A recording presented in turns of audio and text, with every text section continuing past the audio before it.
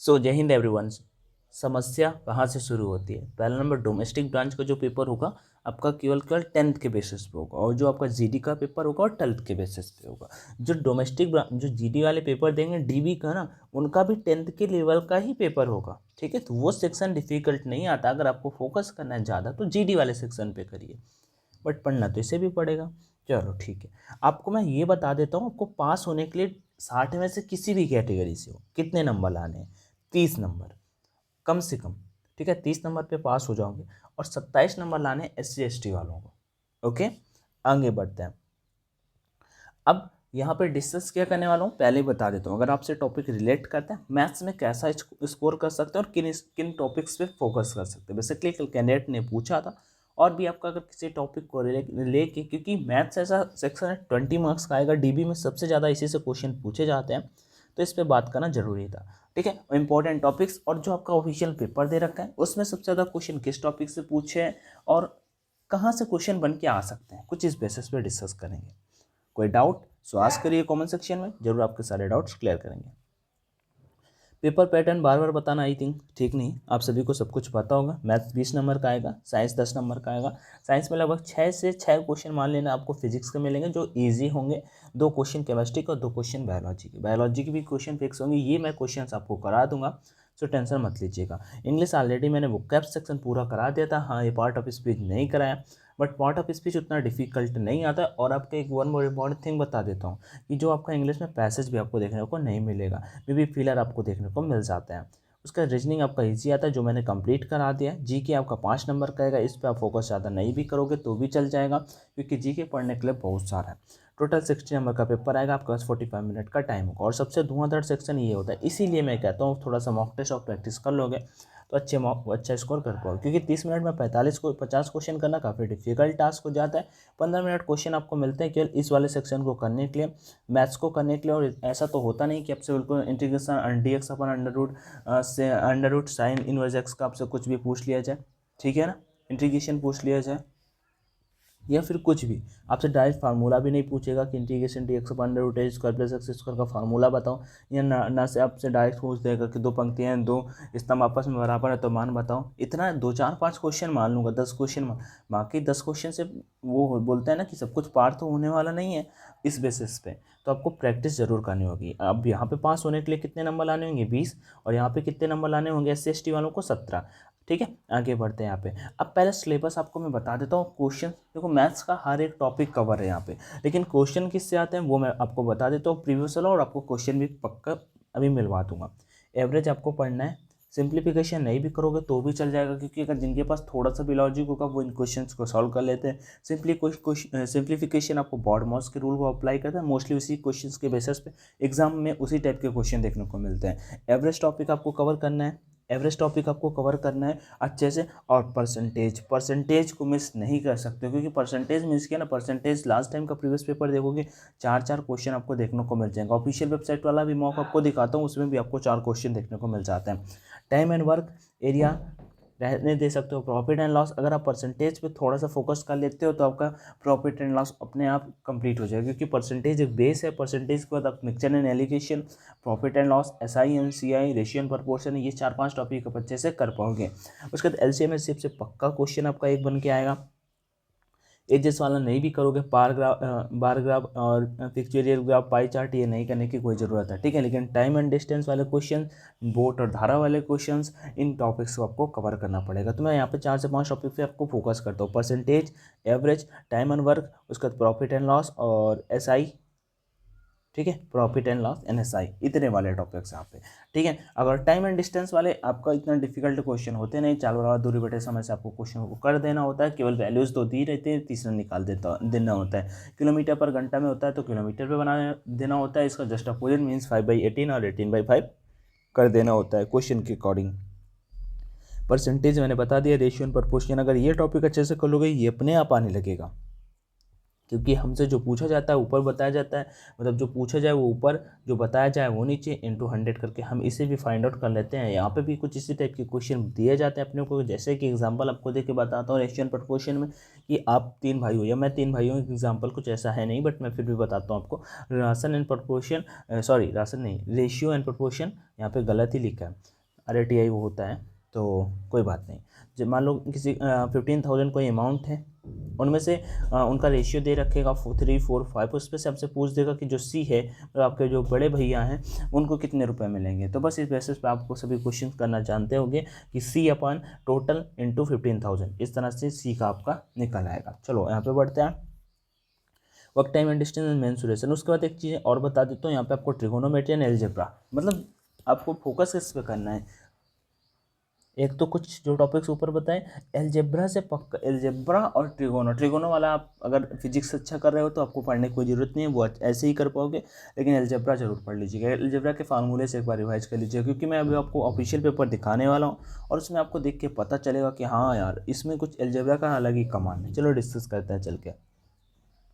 सो maths का अगर discuss करोगे, पहला नंबर जैसे क्वेश्चन मैं यहाँ पे देख लेता हूँ ऑफिशियल पेपर पे, या ऑफिशियल मॉक पेपर है। हाँ, अगर आप इन मॉक टेस्ट को हमने नहीं लगाया तो जरूर लगा लीजिएगा ऑफिशियल वेबसाइट पे, या फिर आप का लिंक मैंने टेलीग्राम पे फॉरवर्ड कर दिया, वहाँ जाके लगा सकते हो। टेलीग्राम पे जो भी नहीं जुड़े हो जुड़ जाना, आपका कोई डाउट आ रहा हो तो आप मुझसे डिस्कस भी कर सकते हो। ऑनलाइन एजुकेशन के नाम से अपना टेलीग्राम चैनल है, इससे आप फिर सर्च कर भी कर सकते हो तो मिल जाएगा। 27 के लोग वहाँ पे भी आप जुड़े हैं साथ में। चलो, यूनिट डिजिट आप सभी निकालना चाहते हो, मैथ्स का स्टार्टिंग के चैप्टर क्लासिफिकेशन के बाद अपना दूसरा चैप्टर देखने को मिल जाता है यूनिट डिजिट। सिंपल सा क्वेश्चन होता है, 6 4 जा 24 होता है और प्लस 9 9 से 81 होता है, लास्ट वाला डिजिट ऐड कर देने होते हैं, 5 आपका आंसर हो जाएगा, सी नंबर आप इस पर क्लिक कर दोगे।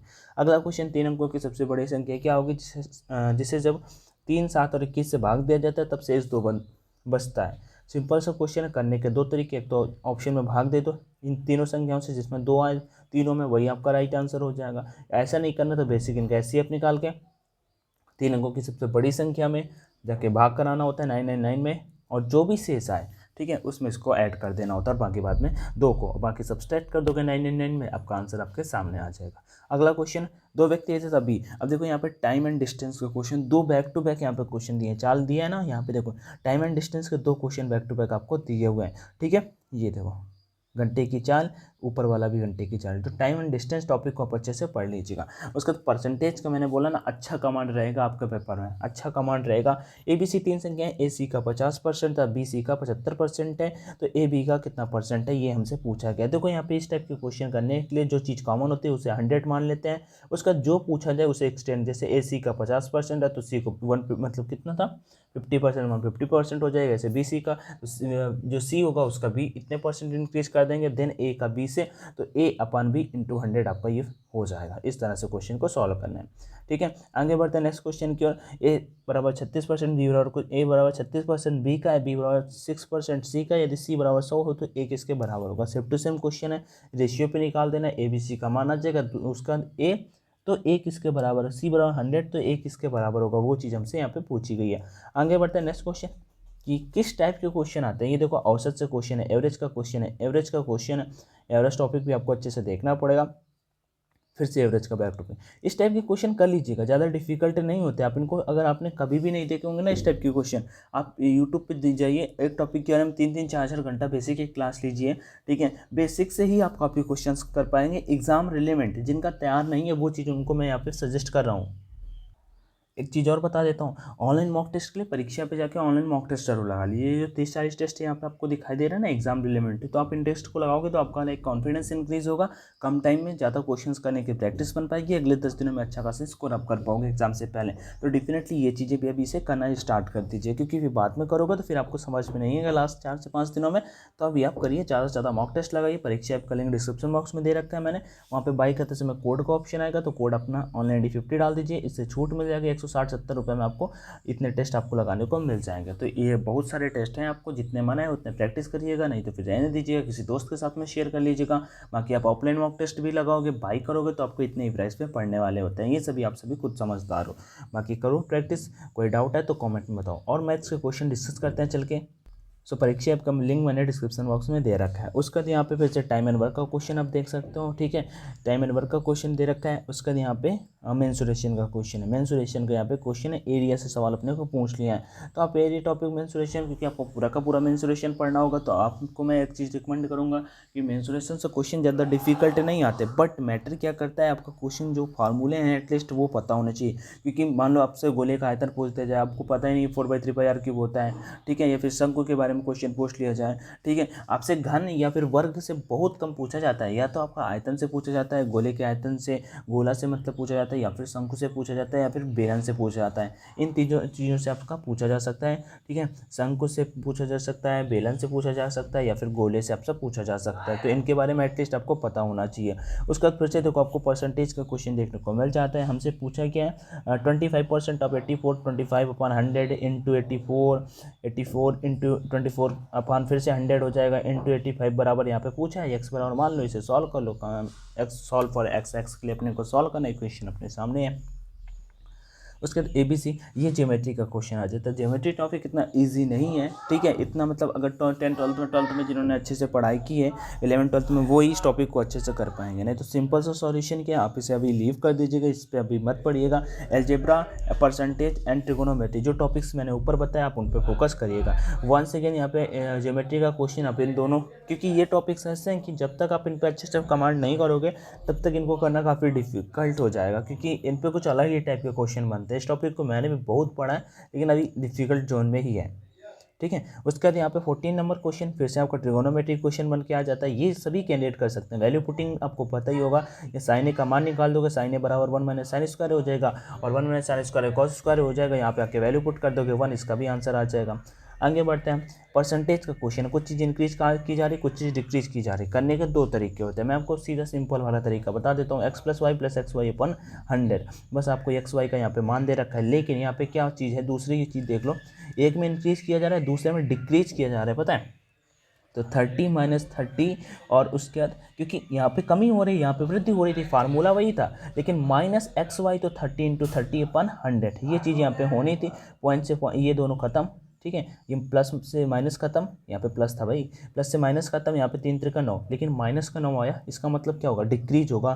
तो माइनस का 9 डिक्रीज, इंक्रीज है, इंक्रीज क्या गोस्ट मतलब कुछ भी, तो एक होगा ना, होना चाहिए, मतलब यहाँ पे डिक्रीज होना चाहिए। चलो ठीक है, आगे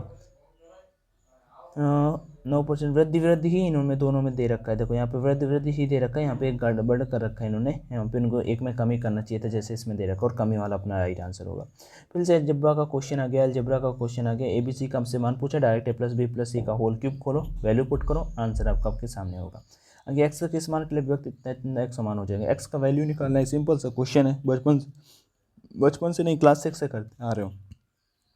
19 - 5x, 19 + x, सॉरी बैक करते हैं। इनको करने का तरीका क्या है मैं यहाँ पे बता देता हूँ। दोनों क्वेश्चंस को, इक्वेशन को आपस में बराबर कर लीजिए, या फिर इनको 19 - 5x अपॉन 19x + 5, तो इसमें ऐसा करो, इसमें 5 का गुणा करा दो, इसमें 19 का गुणा करा दो, आपस में क्रॉस मल्टीप्लाई करा के देन x का मान निकाल सकते हो। इस तरह से क्वेश्चन करना होगा।